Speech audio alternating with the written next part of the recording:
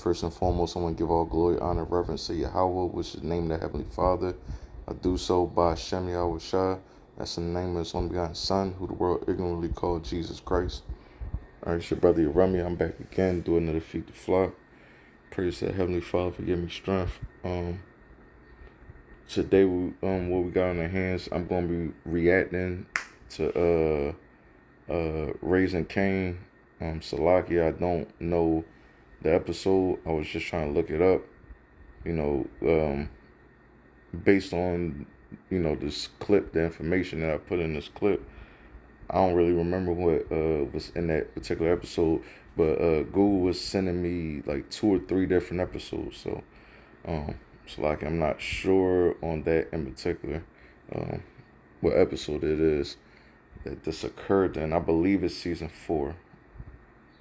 All right, so yeah, so what we got on our hands today, let me, introduce, the main people in this situation. This is Lou. It's a Cain uncle, but that's not really related to this particular situation that I'm going to be reacting to. So this is Lou. The brother beside him is a rapper, go by the name Rilla, and it's a little hat dude. He's I guess the founder of this rap label or whatnot like that Rilla signed to. So Lou is going to be petitioning for more money or advance money for the brother Lou, so that, mind you, keep in mind, not so that he can get advance money to sell drugs. Because, those who know, power has no problem with, our people selling drugs. But this is not why he's trying to get advance money. He's trying to get advance money so him, his daughter, and his baby mom, can get an apartment.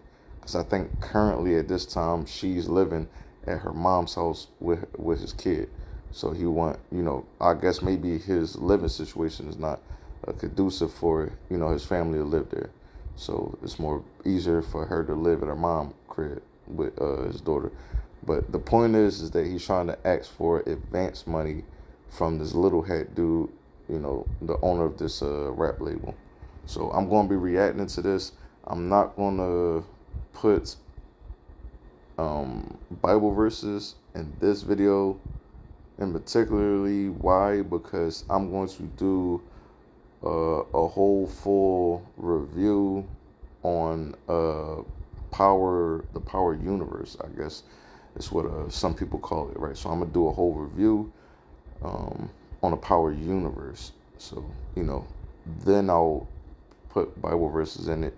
I'll go more in depth, so to say. Lord will, maybe 2 or so weeks, been praise the Lord again for giving me strength. Been putting together a nice amount of videos. So I do want that power situation to be clean and to be, on point as much as the Lord can give me strength to do. Right, so, without further ado, let's get into it. We need to break off with a little something so we can get his feet under him. Word. You don't have me working like a slave in July up here, Lo. You have a signed agreement with this record label, Rilla, and we have more than upheld our end of that agreement, including paying the legal fees to get you out of jail. The only reason...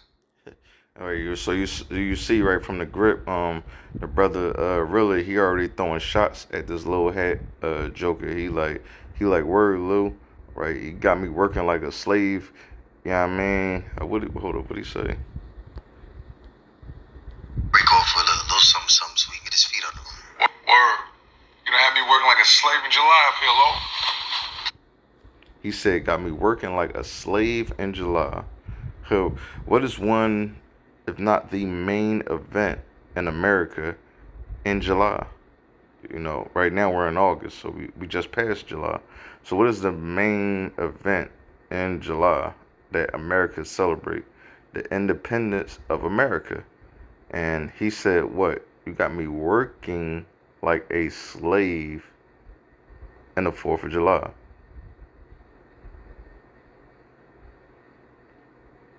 All right, so just Let's let that sink in, man. Like that's just definitely truth. Just put out there, especially for you blacks and Latinos. You think hey, let me just shoot off some fireworks. Let me just put some burgers on the grill. The 4th of July, right? You were slaves in the 1700s, like right. There were signs that said no dogs, no Puerto Ricans, and no blacks allowed on these stores. Right, just keep that in mind, right? We need to break off with a little something so we can get his feet under him. Word. You done had me working like a slave in July up here, Lo. You have a signed agreement with this record label, Rilla, and we have more than upheld our end of that agreement, including paying the legal fees to get you out of jail. The only reason I was on the inside in the first place is because I ain't have enough to feed me or my peoples. Same no. The only then he want props for it. We done held up our side of the agreement. Basically signed on a contract. To give you crumbs for you to make millions off of you and to give you a couple $1,000s. That was our signed agreement, and we done more than held up our side of the agreement, right? And then he then he throws in there. And that includes getting you out of prison. Like, hold up now. You didn't get him out of prison because you were funding a let's get a nigga out of prison once a month thing, right? This is not the company you're into. You're in the company of trying to get hardened criminals out of prison and so forth like that. And even if they're not hardened criminals, they're willing to push the image of being a hardened criminal just so you can benefit money off of that. You don't get stand up let's just say not even just stand up brothers. Let's just say brothers that's not pushing so much of and sell drugs and beat up people and stuff like that. Look at Lopez, right? Lopez Fiasco, right? If I'm saying the last adjective of his name right, but Lupe, right? So let's look at him, right? You think you'll be getting him out, right? And for a while he was going to get pushed. I mean, just like Kanye West. Kanye West wasn't he wasn't looked at to be pushed because it didn't look marketable. So-called clean cut brother. He's not talking about selling drugs, robbing, sticking up people, so forth like that, pill popping. It doesn't fit the scheme, right? Right, but undenied talent is eventually gonna find its way, especially in this new media where you can easily put out your own image of yourself. But that's just another thing. But digress. Out of jail. The only reason. Word. You done had me working like a slave in July up here, Lo. You have a signed agreement with this record label, Rilla, and we have more than upheld our end of that agreement, including paying the legal fees to get you out of jail. The only reason I was on the inside in the first place is because I ain't have enough to feed me or my peoples. This ain't even no label. This is a fucking plantation. Sit down, man. We ain't gonna figure it out like that. I looked at the contract. Yeah, I just want to say, man, too, like he puts it in reality, man. This ain't no label. It's a fucking plantation. That's just what it is. That's just what it is. Like, you have to feed the slaves at least enough so this way they can continue to produce product, right? Or and do physical labor, right? The same thing you would with cattle. You have to feed them just enough. Not enough that they can do for their own, but just enough that they can keep coming back to you, right? The supplier. Brother got what you. This ain't even no label. This is a fucking plantation. Sit down, man. We ain't gonna figure it out like that. I looked at the contract, Brother got what you. It ain't great. It's some bullshit. But it ain't the worst deal I seen either.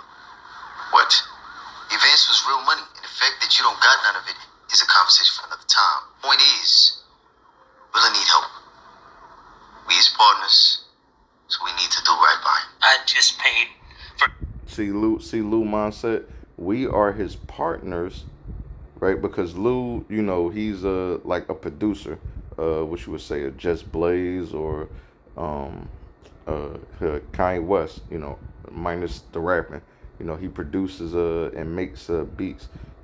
You see him doing that for his niece and stuff like that. And his niece, Jukebox, she can sing. So yeah, that's his part. He's a producer, but he's just saying we need to what? We need to do right by him, man. Come on, man. We need to do right by him. Now let's look at this Joker reaction.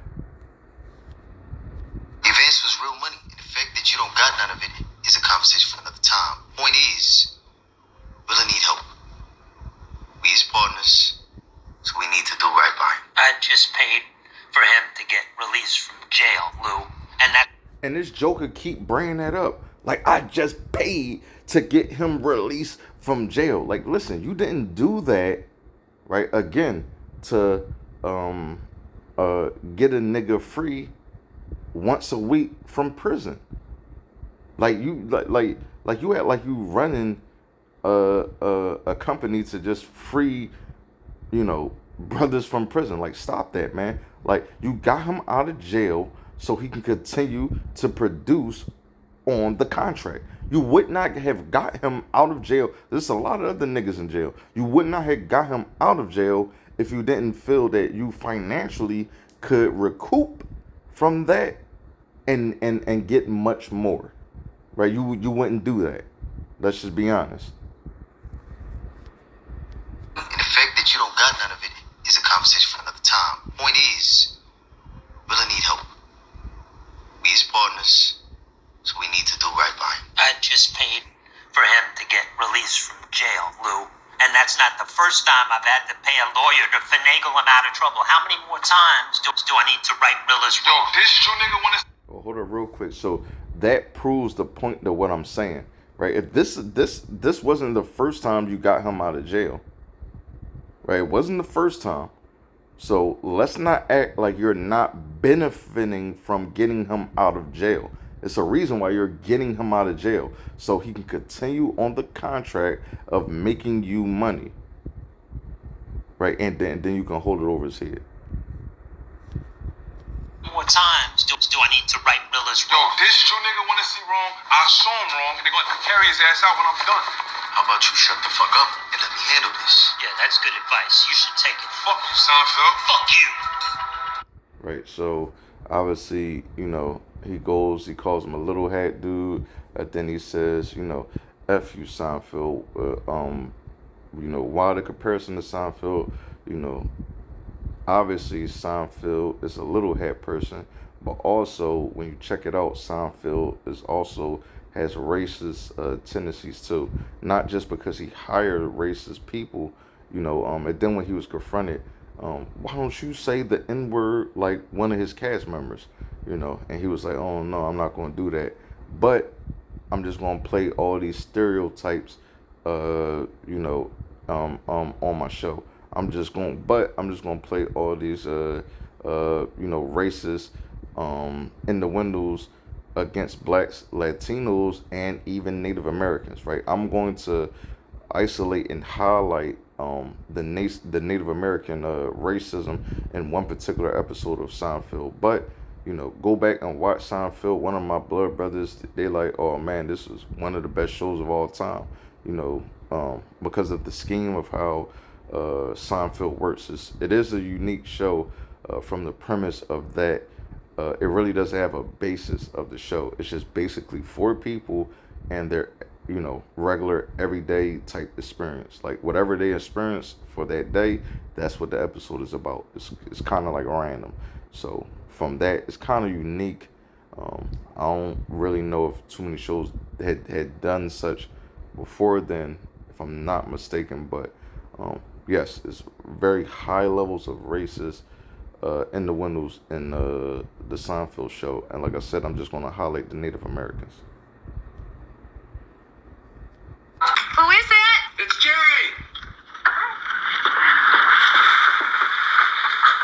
Jerry! Surprise! What is this? Well, I felt bad about the this afternoon, so I got you something. Oh, you did? Do you guys all know Jerry? Hi, Jerry. Hi, Winona. Nice to see you again. Elaine, is it your birthday? No. I don't need a reason to give gifts. It's my nature. I love to make people happy. Are you ready? Yeah.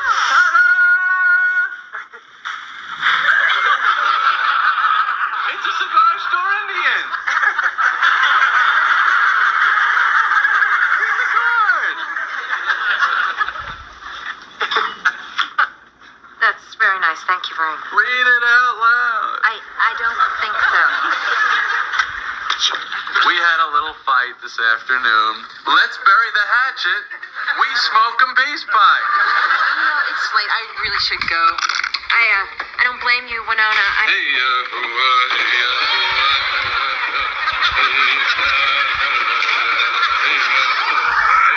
out of your mind? It's kitschy. Winona is a Native American. Now, you would see that and think to yourself, like, okay, he didn't know she was a Native American because obviously he likes her, right? So he likes her, so she's a Native American, and, you know, I made an inappropriate joke, so I'm not going to make any more or allow my friends to make any more, right? That's just looking at it from the aspect of it being a TV show, right? Being fiction. But let's look at it as reality, because this is reality. These are actors and so forth like that, and they have writers that written all this down and pretty much written more jokes, probably more racist jokes that they couldn't fit all within the 22-minute time for episode, obviously minus the 8-minute for the commercials, right? So we will see more racist jokes towards Native Americans, right? Just from that logic of, you know, it being a TV show, you would think that it would stop, you know. I mean, just you know, hey, I like her, you know, I made a racist joke. I didn't know she was Native American, but now I know. So moving forward, I'm not going to make a racist Native American joke or allow any of my friends to do so. Again, that's just looking at it from the a fictional standpoint.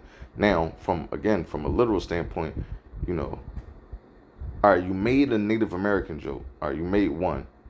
Why are you going to proceed throughout the rest of this episode to make Native American jokes all throughout the rest of this episode? I think I missed maybe two, if I'm not mistaken. I mean, but for time's sake, and, you know, obviously I'm kind of rambling on a little bit, but, you know, I limited, I think, to 4, right? But the whole thing was just being racist to Native Americans the whole episode, right?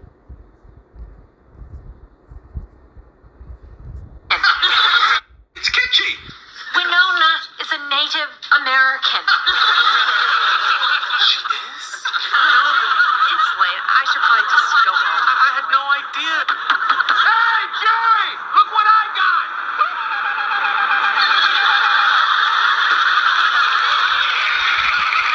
Where are we gonna go eat? Oh, I thought we'd eat at the Gentle Harvest. Oh, I love that place, but it's usually so crowded. Can we get a table? Oh, don't worry, I made You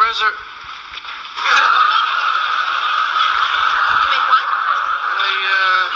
I arranged for the appropriate accommodations. Oh, by the way, that TV guide I gave you, I need to back. Why? Well, I'm doing a report on minorities in the media, and I wanted to use that interview with Al Roker. That's too late. I gave it to Elaine. She's already on her way to give it to George's father. Jerry, I really need it back. It is mine. But you can't give something and take it back. I mean, what do you... What? person that... A person that what? Well, a person that gives something and then they're dissatisfied and they wish they had never given it to the person that they originally gave it to. You mean like an Indian giver? I'm sorry, I'm not familiar with that term. I'm sorry, I'm not familiar with being racist. Let's be honest. Let's be honest, Jerry. You're very familiar with being racist. right? Very familiar with that being racist, right? No, you wanted your bullshit like I knew you was going to be. Look. We ain't even talking about much. Just enough for him to get his own place and feed his baby in her mom's. Right, you got There's a lot. you got the brother Lou basically pleading to this little hat dude so this brother can get an apartment, man. He said, look, man, we ain't even asking for much. Like, honestly, probably, like, because what? This is supposed to be taking place during the 90s, right? The early 90s, like 92, 93, right? So this supposed to be taking place during then. So he's only probably asking for what? Maybe 2 to 3 grand to get him, his baby mom, you know, an apartment and probably pay a couple months in advance, like 2 months in advance. This ain't 2026. You know, an apartment back then, you know, with just having a room in your own bathroom, probably would have been like $400 or $500. So he really was not asking for much, right? But this is the thing. He wanted him to beg, right? He wanted him to beg, and to feel sorry for him having a lot of money, which Rilla pointed out that you got from slaves. You know what I mean? But he wanted him to feel sorry for the way how he obtained such money. You see that? Look. We ain't even talking about much. Just enough for him to get his own place and feed his baby in her mom's. There's a lot of water under this bridge between Rilla and me. And I couldn't even think about looking forward until we address it. First off, you always make cracks about me being a Jew. I don't like it. It's insulting. Right, because you're not. That's why, through the spirit, right? Obviously, of course, this is a fake show, right? I mean, right? But the Bible says that we have a zeal towards God, but just not according to knowledge, right? So, you know, I mean, like, obviously, Rilla probably was really seeing something in you that that you were a pretender, right? First off, you always make cracks about me being a Jew. I don't like it. It's insulting. I don't give a fuck. You know why? My father started this label, Rilla. I don't care. Because when he came to this country, no one would hire Jews. Finance, advertising, even selling fucking insurance, no Jews allowed. So he and his brother turned to music, a business that was barely a business. I kind of find that hard to believe that he says Jewish people came to America and they were like, you know, basically treated like black people, discriminated, you know, for their ethnic race, like black people. I kind of find that hard to believe, you know, because one of the most prestigious families in America in the late 1800s and early 1900s was the Rockefellers. They were one of the most wealthy families in America, and still is. I don't understand what he's saying. But then, you know, we all know what occurred in the 1940s when America went and helped them fight their war, help you know, sign decrees to where they can obtain a land, you know, and be separated from their quote unquote enemies, even though these enemies were literally had the same DNA and blood of the ones that were oppressing and killing them.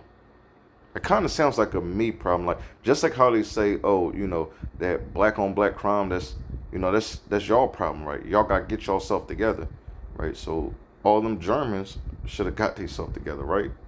You know, you call yourself this, you call yourself that, but you know, y'all all had the same DNA, right? Just go ask Adolf, right? A business that was barely a business. I hope your daddy wasn't. Finance, advertising, even selling fucking insurance, no Jews allowed. So he and his brother turned to music. A business that was barely a business. I hope your daddy. My fault. Just real quick. He said we turn to business. A business where no little hat person has ever been renowned for being a high skill rapper, has never been renowned as being a high skill R&B singer, has never been renowned as being top 5 pop artists, right? Even rock artists, to my understanding, no little hat person has been regarded as any of these. So you went and you wanted to be a manager in a situation over a company that none of your people excelled at anything that had to do with this business. The only thing that you felt you excelled at was managing people. This is basically what he's saying. Like y'all Negroes, y'all don't know how to manage yourself. Like, so y'all need a manager to tell you, to how to market yourself, how to what to do with your money, how much money you need for you and your family, right? So this is what he's saying, by the way, right? And yeah, I just love Rilla. Look, he give this look at the end when he asks him a question, but I ain't gonna jump the gun. You know why? My father started this label, Rilla? I don't care. Because when he came to this country, no one would hire Jews. Finance, advertising, even selling fucking insurance, no Jews allowed. So he and his brother turned to music. A business that was barely a business. I hope your daddy wasn't too worried. Yo, y'all Jews is white as hell. Stuff was always gonna end up right for you. That's why y'all run every fucking thing. We're white when you want to hate us for being white. And Jews when you want to hate us for being Jews. This really not gonna get us nowhere. No. I want to say my piece. We went into entertainment because they wouldn't let us work anywhere else. Revolutionize these industries, and all the thanks we get is being told that we revolutionize these industries, not the workers, not Marvin Gaye. He didn't revolutionize the industry, right? Not Al Green. You understand what I'm saying? Not Michael Jackson, right? Not James Brown. These people didn't. Tina Turner. These people didn't. Change or revolutionize the industry. They didn't reinvent the industry. Who reinvented the industry? The managers, right? The ones in the background telling you what and what not to do. Because listen, you have all the talent that people want to see, but you don't know how to use that talent, right? You need my little hat abilities. That's what you need, man. You need me, man. You need me to be behind you, telling you the do's and don'ts to life, man. You got all the skills, right? It just needs to be managed. Not managed by your own people, but managed by me. Because you can't manage yourself. That's why y'all run every fucking thing. we're white when you want to hate us for being white. And Jews when you want to hate us for being Jews. This really not gonna get us nowhere. No. I want to say my piece. We went into entertainment because they wouldn't let us work anywhere else. Revolutionize these industries, and all the thanks we get is being told that we're fucking puppet masters who control the fucking world. Man, y'all did that shit. Prove it. Prove that you're not. Prove that you're not.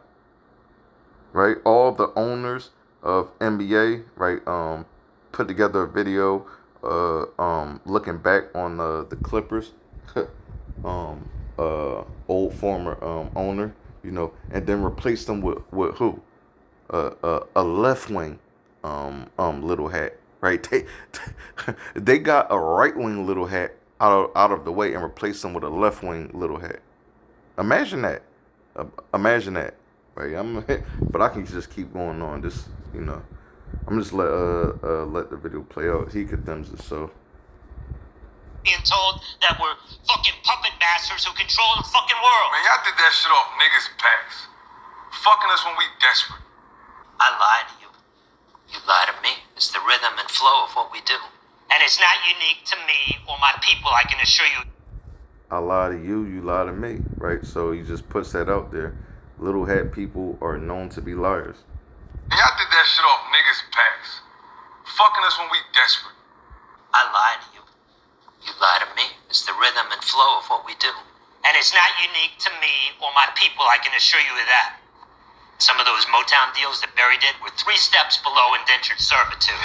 Hold up real quick. So now he brings up the brother Barry Gordy, right? He brings up him. You know, honestly, from my research on brother, he doesn't seem to be that much of a stand-up brother, especially towards how he treats his people, right? But, you know, let's just take a second from the video and we'll come back and let's examine what he's saying about Barry Gordy, right? Let's address this because this little head dude, he brought up Barry Gordy, right, from Motown Records, the founder. So let's address this because he said, okay, you know, Barry Gordy was mistreating y'all, and you know, what did you say? Some of them contracts was 2 steps above indentured servitude. You know, try to link to white people, of course. But yeah, let's address this. White artists that spoke against Motown's Barry Gordy, right? There is no prominent historical record or major public conversation involving a white recording artist. Mind you, by the way, they were white artists on Motown Records. Obviously, the predominant lead was African American, but let's just keep in mind there is no prominent historical record of a major public conversation involving a white recording artist specifically speaking out against Motown's founder Barry Gordy based on race or label exploitation, meaning using someone and not giving them fair pay or fair work, right? You're using their ability or exploitation of them, right, without full compensation, right? And some of these artists spoke against it. During Motown's classic era, most historical tension and public disputes involving Gordy centered around creative control, business management, and royalty, accounting with the label's own roster of black artists such as Marvin Gaye, Martha Reeves, and Mary Wells, right?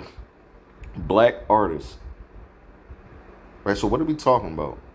Now, talking about the creator of or founder of Motown Records, Barry Gordy, he will be more like his actions that he done, you know, what Mary Wells, Martha Reeves, Marvin Gaye, you know, plethora of black Americans, you know,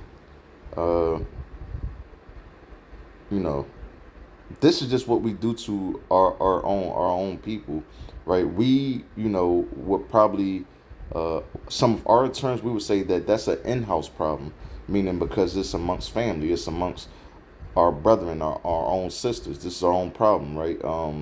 The outside may call it a race traitor, right? So let's read that. Let's read the definition of a race traitor, right? A race traitor is a derogatory term for someone accused of betraying the interests, values, or supposed solidarity of their own race or ethnic group, right? So he was out for himself more so than out for his own people. And mind you, by the way, I'm looking up, I see that he actually, like, why would white people, his white artists, speak against him when I'm seeing that he put some of them in creative controls? Like, basically, he gave them a raise. So why would they speak against him? I'm not understanding. You see what I'm saying? But his prominent artists, are speaking against him because of the low bond that he did. So even at y'all definition, he would be considered as a race traitor, right? According to y'all view of him, because he basically was taught the same thing that all of us are taught in America, to worry more about individuality instead of nationality. So this was his problem, and this is what you would consider him, even in your definition, right? Even in your definition. So now let's look at this definition, because we see that he's trying to justify his actions based on Barry Gordy. He abused black people, right? So why can't I abuse black people? So this is the definition of an international crime. International crimes are the gravest violations of international law that threatens the peace, security, and well-being of a global community, right? So now people will look at that and say, what are you talking about? Right? They're from the same country. They're they're all US citizens, right? But obviously, of course, we were brought over here and made as slaves, right? We understand that, right? But just looking at the word, when you take out enter, when you take that out and just look at nationally, or just look at the nation, that's what it's talking about, right? This is like basically the root of this compound word. We don't come from the same nation. And matter of fact, let's look at this word international. A definition of international. Let's look at that. Matter of fact, let's look at that. Let's look that up real quick. Let's check that out, right? Means of evoking or pertaining to two or more countries. So since you claim, to be, well, don't want to say that. So since you're saying, I'm a little hat, right? That you come from the Middle East, right? The promised land, right? I mean, it's promised to me. So since you come from that, and we're so-called Americans, you can't just come over here and do what was that? International crimes, right, against us. Then say, oh, well, your own people's doing that. No, this, what you're doing to the brother Rilla, obviously, we don't back any of his wicked music and everything, and obviously this is a fake show, but obviously based on real life. Let's just be honest, right? So you can't just come over here, according to, again, y'all definitions, y'all laws. You can't just come over here and rape, rob, and murder us because our people is already doing it to us. I mean, that's something, Barry Gordy, that we need to take care of, an in-house problem. Not your international crimes against us, right? And shame, and again, shame on 50 Cent. I mean, obviously this is a fake show, but shame on him, though. I lie to you. You lie to me. It's the rhythm and flow of what we do. And it's not unique to me or my people, I can assure you of that. Some of those Motown deals that Barry did were 3 steps below indentured servitude. He's Barry Gordy. You are low fucking Gelfie. And for all this... I do want to say this, though. Correct the brother Rilla. Just because somebody is our people, like of our nation, doesn't give them a right to abuse their own people. I want to make that very, very, very clear, right? Just because that they're of our nation does not give them a pass to abuse our people. Just want to make that clear. It's bullshit about how... You are low fucking Gelfie. And for all this bullshit about how we control the fucking banking industry, My father and most of the Jews he knew didn't even trust banks. They kept piles of cash right in our house. A tradition which I'm embarrassed to say I've continued to this day. Can we please get back to business? Rilla needs an advance. We can make it recoupable. Yeah, tell me how much you need, and I'll have him cut the check. Hold up. So all of this whole spill about getting him out of jail and doing all this, it wasn't a financial thing of him giving the money. That wasn't the issue. It wasn't finances, right? Finances, is not where it should be. So financially, I just can't give you money on top of money. This wasn't the issue, right? The issue is that he wanted him to beg. He wanted him to plead for help. Right? He wanted him to put, both hands out and be like, sir, please help me, sir. This is what he wanted, right? And all praises, that Brother Rilla just wasn't giving him that, I mean, but it's just sad what our people gotta do, the chucking, the dancing, just all to feed our family, right? To feed our family. This is the things that we have to do. Rilla needs an advance. We can make it recoupable. Yeah, tell me how much you need, and I'll have him cut the check today. Consider it a bonus for sitting here and listening to my history lesson. We appreciate it, Lou. Out of curiosity, did anything that I just said mean anything to you at all? And that's the best part of it, his response to what he just said, just out of curiosity, right? Just out of curiosity. Out of curiosity, did anything that I just said mean anything to you at all?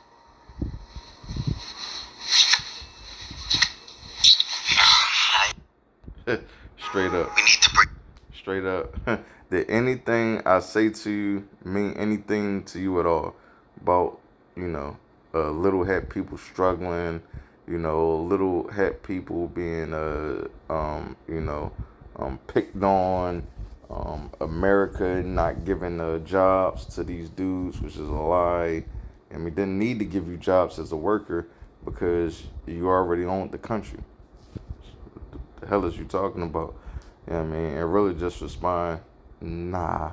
Like, I ain't got no rap for you. So, yeah, clearly we can see that he's a racist, but, I'm going to end off this video with a couple more clips just showing what that, because a lot of times people say, oh, these rappers, these celebrities, ball players, sports players, they all get all this advance money, they make these big contracts looking at these sports players, 80 million, da-da-da-da, because I think like Melo had like an 80 million deal from New York, so forth like that.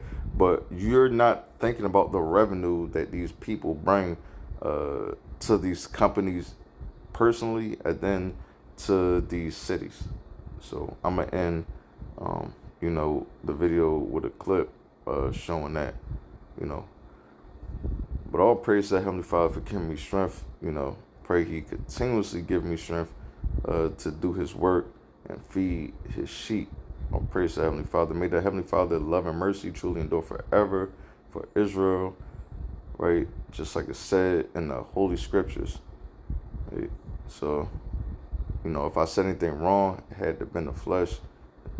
It definitely wasn't the spirit. Till the next time I say Shalom and Mawafla Babal.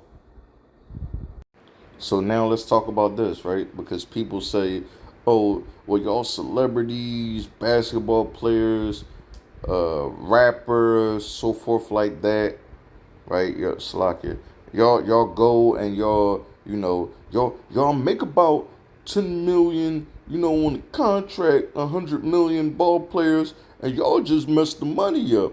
Whoopie woo, did it like that. So let's talk about this. It says, talking about the economic state that LeBron James brought to this low ball place in Cleveland, Ohio. Just being honest, right? Right. It said estimated that LeBron James returned to Cleveland 2014 granted an economic impact of estimated amount of 500 million annually, annually, annually, meaning every year, right? Northeast Ohio region, totaling roughly. This is a rough number. 1.5 billion over the 3-year span that he was there. So I don't care about the 80 million that he made. He made that city 1.5 billion dollars. Now let's lowball it into going into an artist. Now he signs an artist. Let's just say what 250,000. That's what most of these artists get. Lowball on that. Let's just say a 500,000. But fact of the matter is that if he's being signed for 500,000, how much revenue did he bring? Right, that label about 10, 15, 40 40 times the amount that he's given. Right. We see it, so we're not gonna play them games. We understand what we bring to the table. So to say, we're not just bringing what you would say chopped liver to the table. Let's be honest.